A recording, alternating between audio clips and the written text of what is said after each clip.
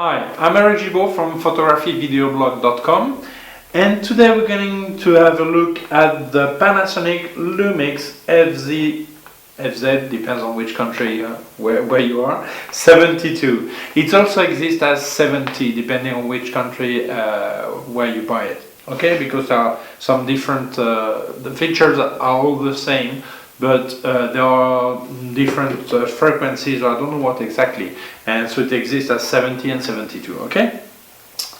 So what's about this bridge camera?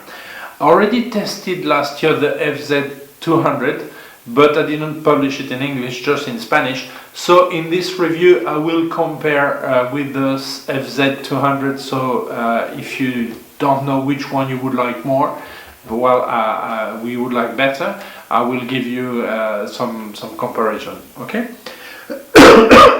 Sorry, I'm still coughing, still have the flu, but I need to record the video because I have to give back the camera. Okay, so let's look at the features, the specs. It has a resolution of 16 million pixels, which is more than enough. I know that many people are saying, well, there are cameras with 24 million, and even there is a mobile phone with 41 million.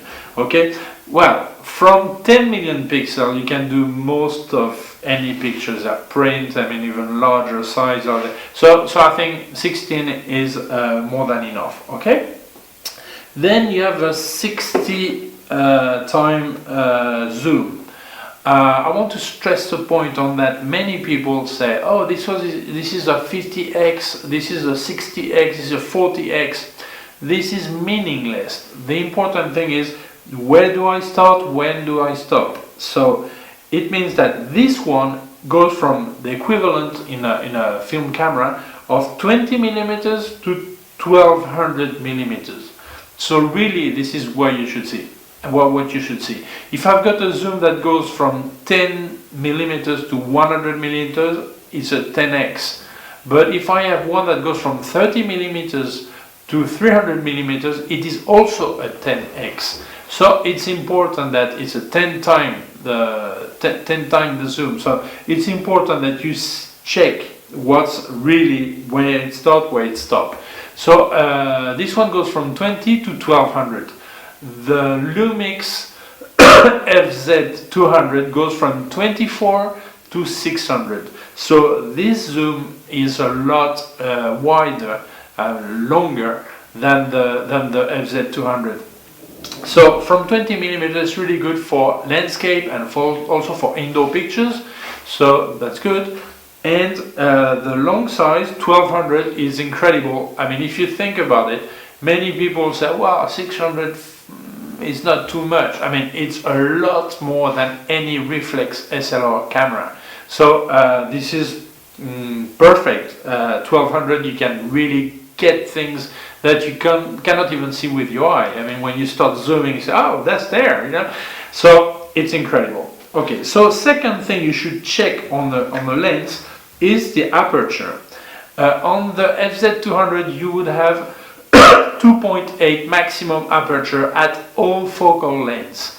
So this is really brilliant. This one is not as luminous, as you do start at 2.8 on the wider size of the zoom, but then it closes to 5.9, which is about a bit more than 4 times less light when you start using the zoom. Okay, so this zoom is not as luminous as the Lumix FZ200.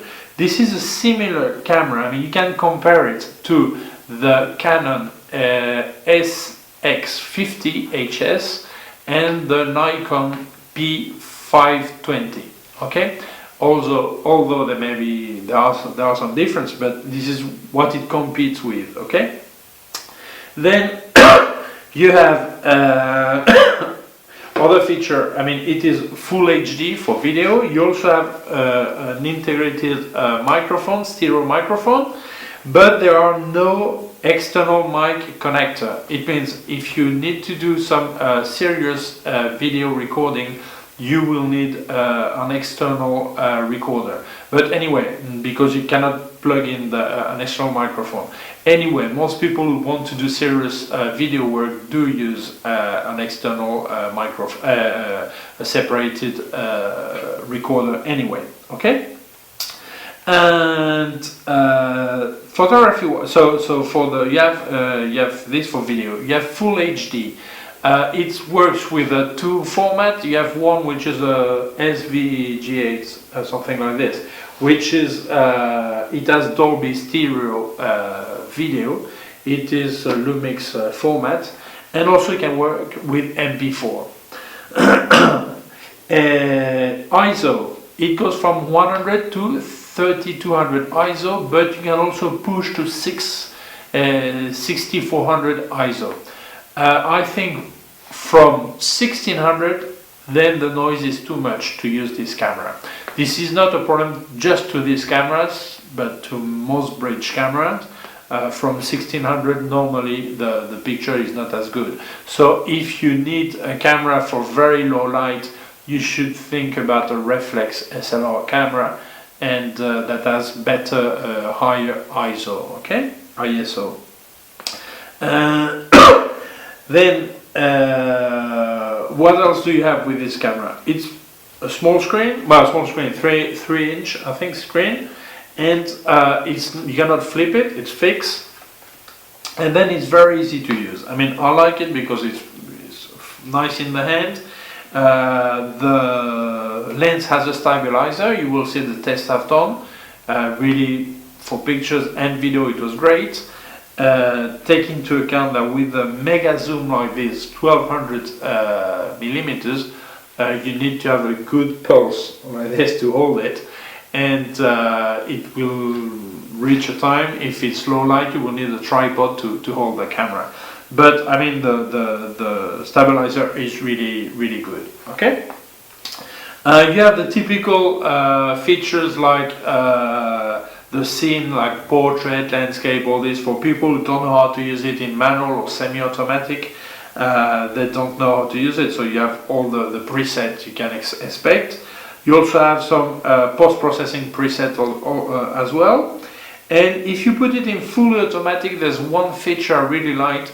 Is like if you are if you're shooting against the light, then it will automatically do. You will have a warning on the screen, and it will do an HDR picture. But really, the quality is good. I mean, it's not the typical HDR with fancy colors. All this, no. You will get. It will drop the light in the highlight and raise the light in the low lights, and you will compensate better the picture, okay? It also has a Jpeg and Raw format, so if you want to do some post-processing in your computer, Raw format is always welcome. And what else? Well, I'm going to show you some tests I've done, so you can have a small idea of how it works. And I'll come back with the conclusion. I'll tell you more about it, and also what I think if you compare it to the FZ200, but also to the Canon and the Nikon P520 and the Canon SX50.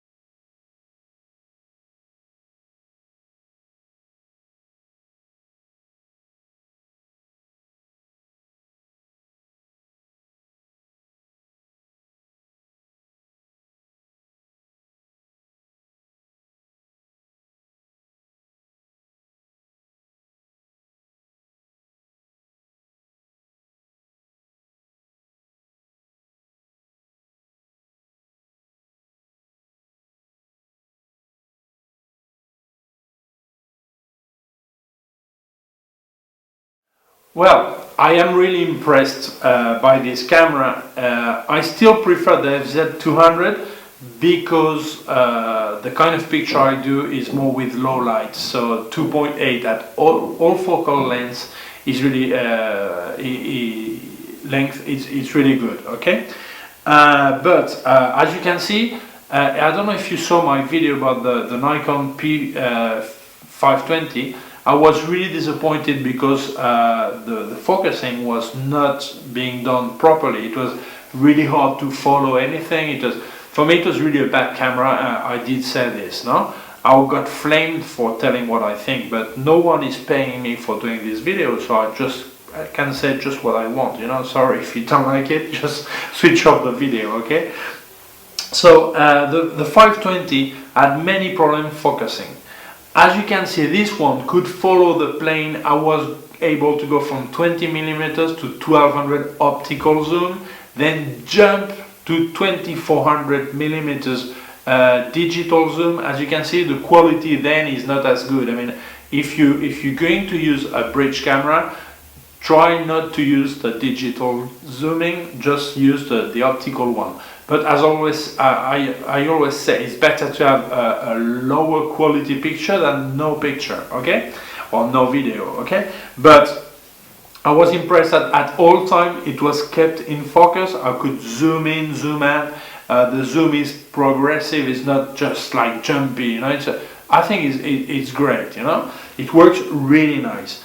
When I did the night picture and night video, although the quality was really bad because the high ISO was not as good, I had no problem with focusing. It was straight on. I mean, no problem following all this. This is why when I criticize the Nikon P520, many people say, no, you don't know how to use it. I don't need to know how to use it.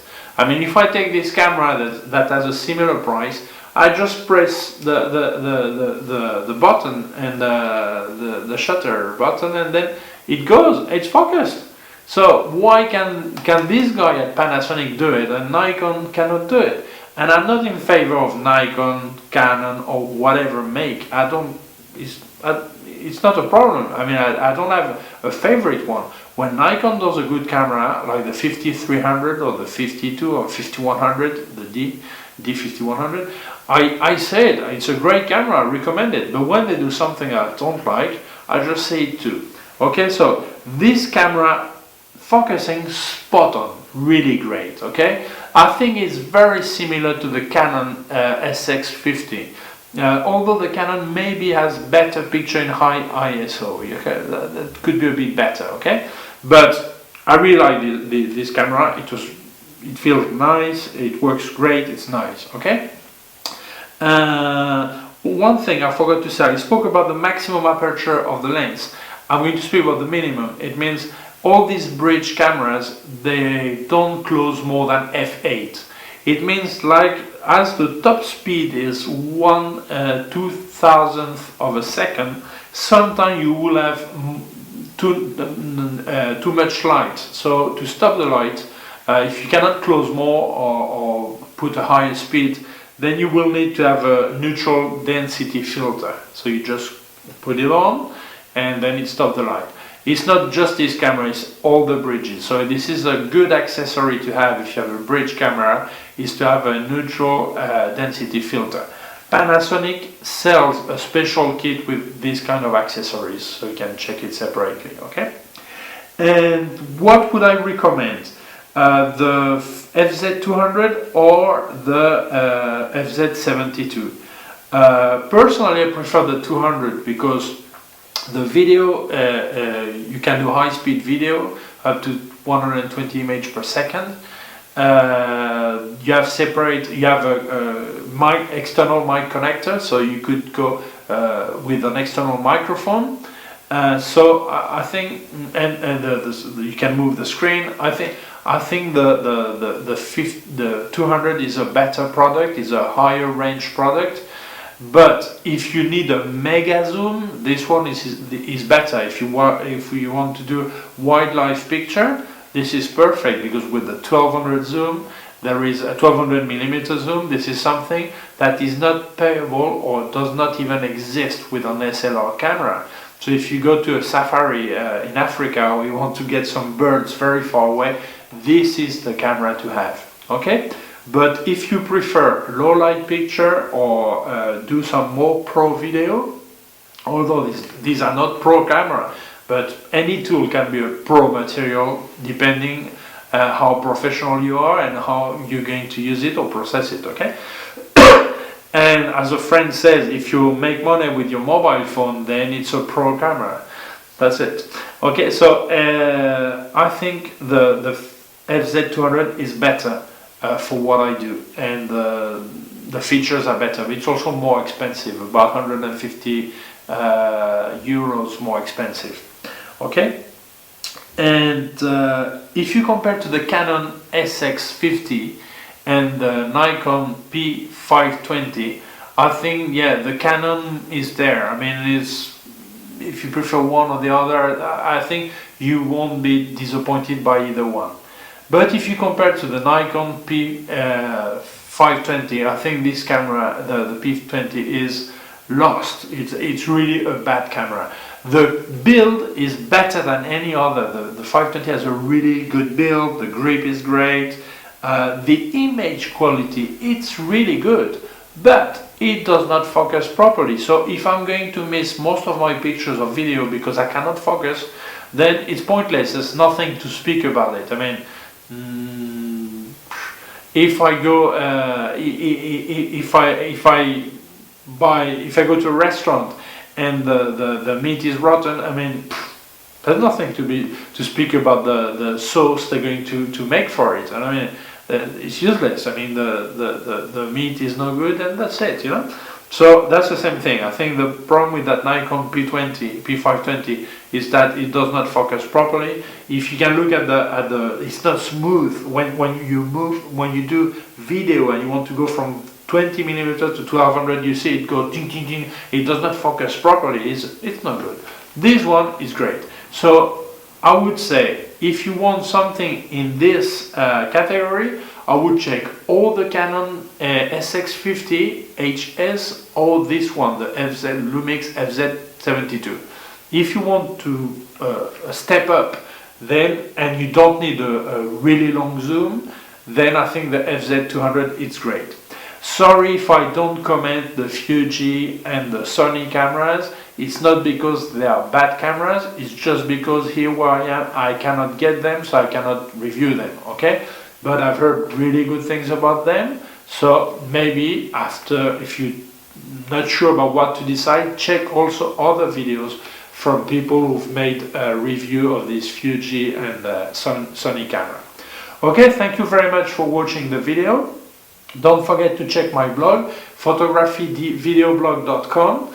Also check the YouTube channel, which is youtube.com/photographyvideoblog, and I hope to see you soon. Thank you.